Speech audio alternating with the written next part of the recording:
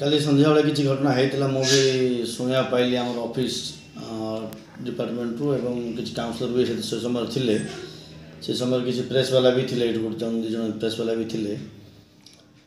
ତ ଅଫିସିଆଲି କ'ଣ ପାଇଁ ହେଲା କ'ଣ ପାଇଁ କିଛି ତା ଖବର କିଛି ଆସିନି, ଯେହେତୁ ଯାହା ସାଙ୍ଗରେ ହେଇଛି ସେ ଆସିନାହାନ୍ତି। ସେ ଆକାଉଣ୍ଟ ସେକ୍ସନରେ ହେଲେ ବୋଲି କ'ଣ ଶୁଣିଥିଲି ମୁଁ। ଆମ ପାଖରେ ତ ସବୁଆଡ଼େ କ୍ୟାମେରା ଲାଗିଛି, ଭିଡ଼ିଓ ଫୁଟେଜ୍ ବି ଥିବ। ଚାହିଁଲେ ମଧ୍ୟ ଆମେ ତାକୁ କିଛି ଯଦି ସେମିତି କିଛି ଅପ୍ରକୃତ ଘଟଣା ହେଉଛି ବୋଲେ ଆମେ ଭିଡ଼ିଓ ଫୁଟେଜ୍ ବି ଦେଖିପାରିବା। ତ ସେଇଟା ଆଗକୁ ସେମିତି ହେବନି। କ'ଣ ଯାହା ବି ବିଜେପି କର୍ମୀମାନେ କରିଛନ୍ତି ଆମେ ଅଫିସିଆଲି ସେଇଟା ଡିସ୍କସନ୍ କରିକି ତାକୁ ସର୍ଟ ଆଉଟ୍ କରିବା ପାଇଁ ବ୍ୟବସ୍ଥା କରିବୁ। ସାର୍ କ'ଣ ପାଇଁ କଲେ ଆପଣ କିଛି ଜାଣିଛନ୍ତି ଏ ବିଷୟରେ?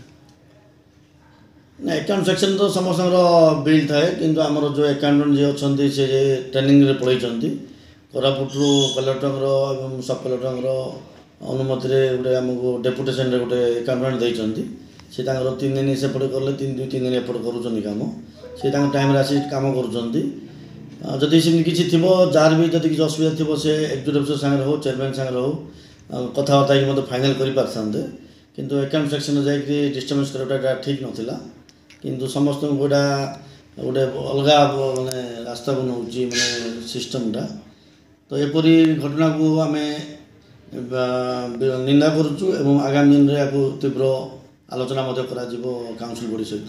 ସାର୍ କ'ଣ କରିବେ ବୋଲି ଭାବିଛନ୍ତି? ଯେଉଁ ଏବେ ଯେଉଁ କରିଛନ୍ତି ଘଟଣା ପ୍ରତି କ'ଣ କରିବେ ବୋଲି? ଆମର ଏକ୍ଜିକ୍ୟୁଟିଭ୍ ଅଫିସର ଆଜି ନାହାନ୍ତି, ସେଟା ମାନେ କୌଣସି ଅର୍ଜେଣ୍ଟ ମିଟିଂରେ କାଲି ରାତିରେ ଆମର ଏମ୍ଇ ସାର୍ ଏକ୍ଜିକ୍ୟୁଟିଭ୍ ଅଫିସର ଯାଇଛନ୍ତି ଭୁବନେଶ୍ୱର। ସେମାନେ ଆସିଲା ପରେ ଯାହା ଅଫିସିଆଲି ଷ୍ଟେପ୍ ଯାହା ନେବା କଥା ନେବେ। ହଉ ସାର୍, ଧନ୍ୟବାଦ।